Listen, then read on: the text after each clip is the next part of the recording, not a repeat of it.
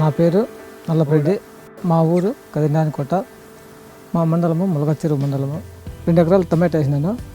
ఇంకా నీళ్ళు మిగులుతా వస్తాయి, ఇంకా మళ్ళీ 2 ఎకరాలు స్టెప్ బై స్టెప్ పెట్టుకుంటా వచ్చాను. అప్పుడు ఆదాయం కన్నా ఇప్పుడు ఆదాయము నాది రెట్టింపు అయిపోయింది. అప్పుడు ఆదాయము తక్కువ ఆటకాటికే ఉండింది. ఏడేసిన గొంగలు ఉందంటే ఆడే ఉన్నాను అనిపిస్తూ ఉండింది. దాంతో అప్పుడు ఆదాయం కూడా తక్కువ ఉండింది. ఎరువులు వేసుకుంటా ఉంటే ఒక గడ్డి తొక్కుంటా ఉంటే గడ్డి పెరుగుతూ వస్తూ ఉండింది.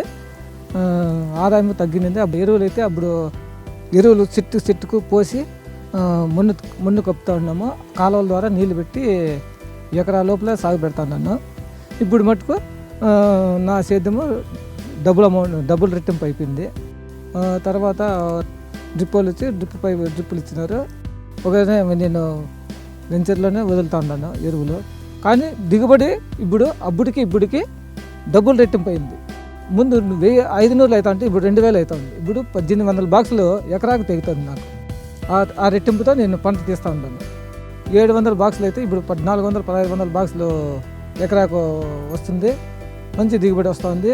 అంటే రోగాన్ని రానియదు. మే జూన్లో పెట్టే పంట ఎట్టి పరిస్థితులు కూడా మంచి దిగుబడి వస్తుంది, మంచి ఆదా వస్తుంది.